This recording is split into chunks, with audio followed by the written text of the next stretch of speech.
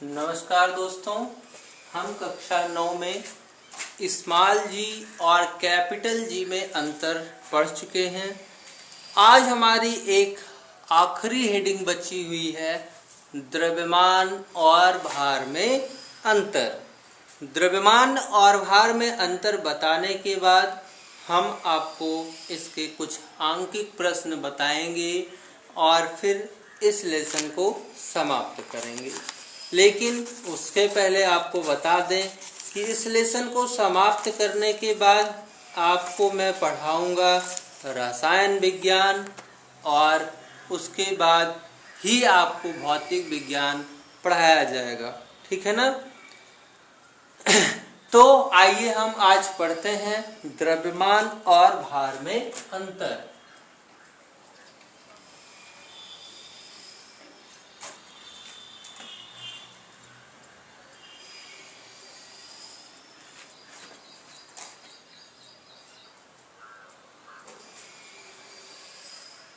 द्रव्यमान और भार में अंतर। आइए दो कॉलम बना लेते हैं और कॉलम के माध्यम से इसे बांट देते हैं। इधर द्रव्यमान, इधर भार। आइए इसमें अंतर जानते हैं। सबसे पहले हम द्रव्यमान की परिभाषा देते हैं और कहते हैं किसी वस्तु का द्रव्यमान उस वस्तु में उपस्थित पदार्थ के परिमाण को कहते हैं। यानी कि किसी पदार्थ का जो परिमाण होता है उसी परिमाण को ही हम उस पदार्थ का द्रव्यमान कहते हैं। इसे आप लिख लीजिए। चलिए, किसी वस्तु का द्रव्यमान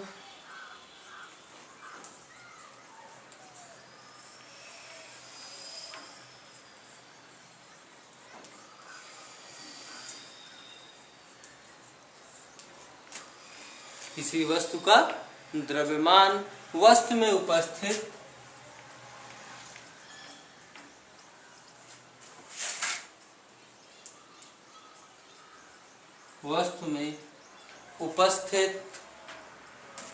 पदार्थ के परिमाण को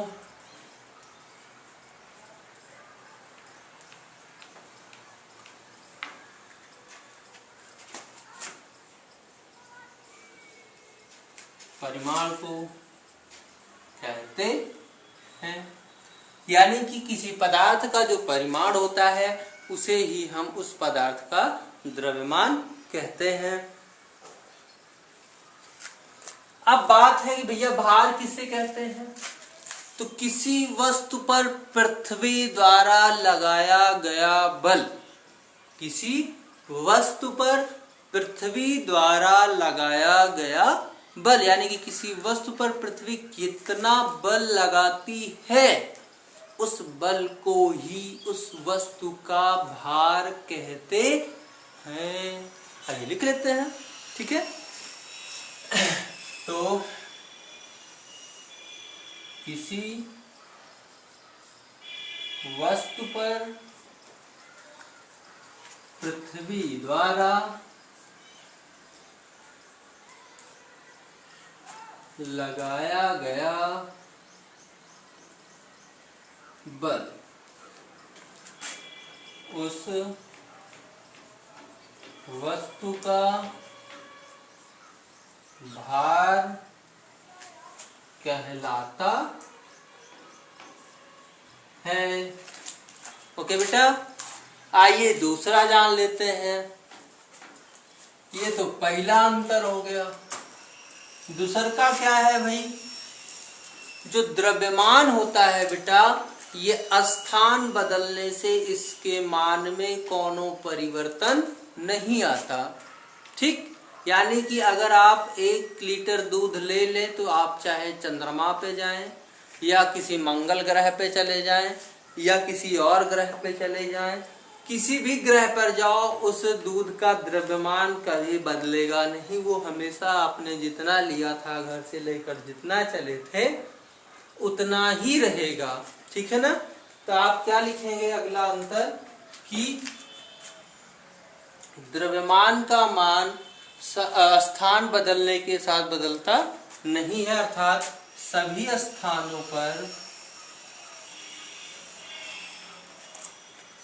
स्थानों पर द्रव्यमान समान होता है। समान मतलब बदलता नहीं है, समान होता है। भार में लिखेंगे कि स्थान परिवर्तन के साथ साथ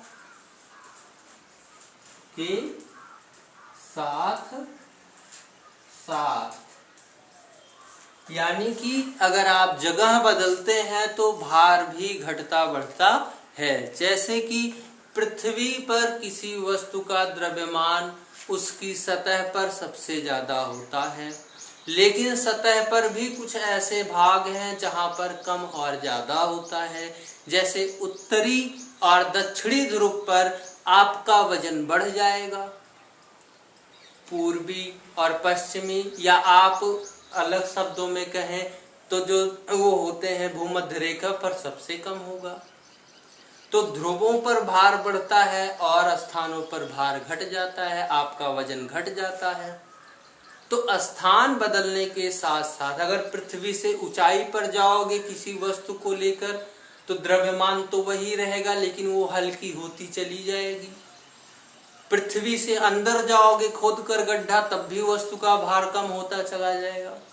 तो स्थान बदलने के साथ साथ भार में भी परिवर्तन होता है। भाई मैं लिख रहा हूं, स्थान परिवर्तन के साथ साथ वस्तु का भार बदलता है। वस्तु का भार बदलता है। ये तो दूसरा का अंतर हो गया भाई। द्रव्यमान का जो मात्रक होता है भैया वो किलोग्राम होता है। क्या होता है? किलोग्राम एसआई पद्धति में। और इसका क्या होता है? भार का किलोग्राम मीटर प्रति सेकेंड स्क्वायर या न्यूटन होता है। क्या होता है? न्यूटन होता है। ठीक है ना। द्रव्यमान एक कैसी राशि है?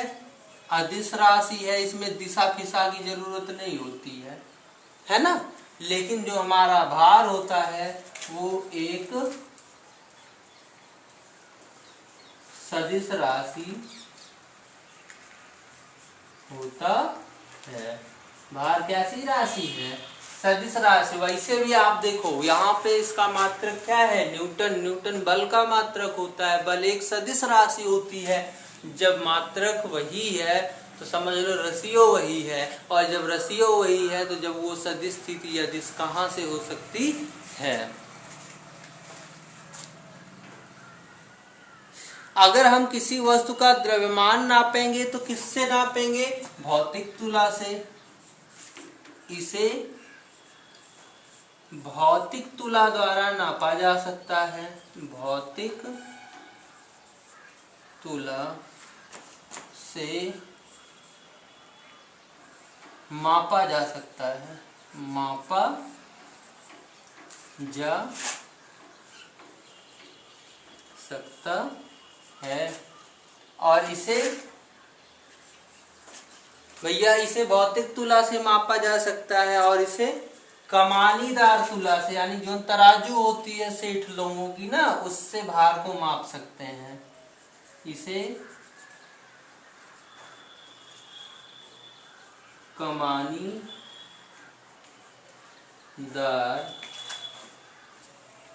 तुला मतलब तराजू। कमानीदार तुला से नापा जा सकता है। बच्चा लोग ये अंतर है आपका, ठीक है ना।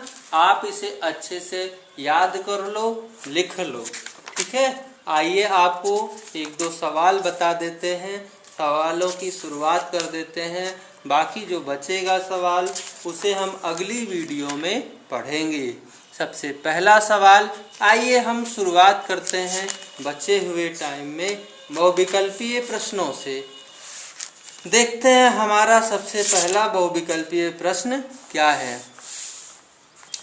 कह रहा है दो वस्तुओं के बीच का जो गुरुत्वाकर्षण बल होता है वो किन चीजों पर निर्भर करता है। सवाल अच्छे से सुनिए और जवाब भी आपको ही देना है। फिर से, दो वस्तुओं के बीच जो गुरुत्वाकर्षण बल है वो किस पर निर्भर करता है। चार ऑप्शन है आपके पास। पहला ऑप्शन है उनके बीच की दूरी पर, उनके द्रव्यमानों के गुणनफल पर, गुरुत्वाकर्षण नियतांक पर, या उनके बीच के माध्यम पर। तो बताओ भाई, ये जो गुरुत्वाकर्षण बल है ये किस पर निर्भर करता है। उनके बीच के माध्यम पर। यहाँ पे हमें कुछ गलत सवाल लग रहा है, पर निर्भर नहीं करता। सॉरी, सवाल मैंने गलत पढ़ा था, इसमें कुछ गलत नहीं है। कह रहा है दो वस्तुओं के बीच का जो गुरुत्वाकर्षण बल है वो किन बात पर निर्भर नहीं करता। चार बातें हैं, आपको बताना है इसमें से गलत कौन है। तो पहला बीच की दूरी, दूसरा द्रव्यमान, और तीसरा है कैपिटल जी, और चौथा है उनके बीच के माध्यम पर। तो माध्यम का मतलब होता है साधन। भैया हमरे और पृथ्वी के बीच में तो बहुत कुछ हो सकता है, लेकिन आकर्षण बल कम नहीं हो सकता। यानी कि चौथा ऑप्शन इसका जो है वो सही होगा कि इनके बीच के माध्यम पर, यानी कि दो वस्तुओं के बीच में कोनो और सामान रख दो तो उससे उनके आकर्षण बल पर कोनो इफेक्ट पड़ने वाला नहीं है।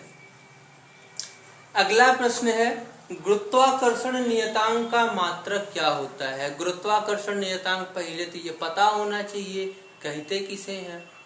तो गुरुत्वाकर्षण नियतांक कौन है भैया, कैपिटल वाला जी। अब कह रहा है इस कैपिटल वाले जी का मात्रक बताओ। तो मात्रक तभी पता होगा जब आपको याद किया होगा या आपको निकालना आता होगा। तो कैपिटल जी का मात्रक क्या होता है बच्चा लोग, न्यूटन मीटर स्क्वायर प्रति किलोग्राम स्क्वायर। क्या, न्यूटन मीटर स्क्वायर लिख देता हूं, न्यूटन मीटर स्क्वायर प्रति किलोग्राम स्क्वायर। ये कैपिटल जी का मात्रक होता है। ठीक है बेटा, बहुत गर्मी लग रही है, थोड़ा सा कोऑपरेट करो। और भैया हाँ, चैनल पे अगर नए हो तो सब्सक्राइब कर लो। चलिए लाइक वाइक कर दिया करो भाई, कहना पड़ता है रोज रोज। चलिए अगला क्वेश्चन देखते हैं। स्मॉल जी का क्या अर्थ है भैया। ये कैपिटल की बात हो, स्मॉल ना हो तो व्यर्थ है। कैपिटल जी कौन है, सॉरी स्मॉल जी। कैपिटल जी तो सार्वत्रिक गुरुत्वाकर्षण नियतांक होता है। स्मॉल जी कौन है, पृथ्वी का गुरुत्वीय त्वरण होता है। सामान्य तौर पर जिसका मान 9.8 मीटर प्रति सेकेंड स्क्वायर होता है इसका मान। और कैपिटल जी का मान 6.67 गुणे 10 की घाते -11 होता है। कह पृथ्वी के गुरुत्वीय त्वरण का मान किसी पिंड के किस पर, घनत्व पर डिपेंड करता है, नहीं, द्रव्यमान पर निर्भर करता है। जवाब सुनो सीधा, किसी भी गुरुत्वीय त्वरण का मान उसके द्रव्यमान पर, सॉरी आकर्षण बल का मान उसके द्रव्यमान पर निर्भर करता है। कह रहा है स्मॉल जी और कैपिटल जी में संबंध क्या होता है, पूछ लिया एक नंबर में, माना नहीं। स्मॉल जी बराबर GME बटा RE स्क्वायर। ये छोटका जी और बड़का जी में रिलेशन होता है भैया। चलिए भाई, कह रहा है विरामावस्था से स्वतंत्र रूप से गिरते हुए पिंड द्वारा 4 सेकंड में तय की गई दूरी का मान कितना होगा। विरामावस्था से स्वतंत्र रूप से गिरता हुआ कोई पिंड है, तो बताओ कि 4 सेकंड में वो कितनी दूरी तय कर लेगा। ऑप्शन है स्मॉल जी दूरी, यानी कि small g meter, 2G meter, G/2 meter और 8G मीटर। चलिए हल कर देते हैं भाई। थोड़ा सा इसको तो लिख ही लिया होगा, द्रव्यमान भार में अंतर। ना लिखा हो तो ब्रेक करो, रोक लो, लिख लो, ठीक है। चलिए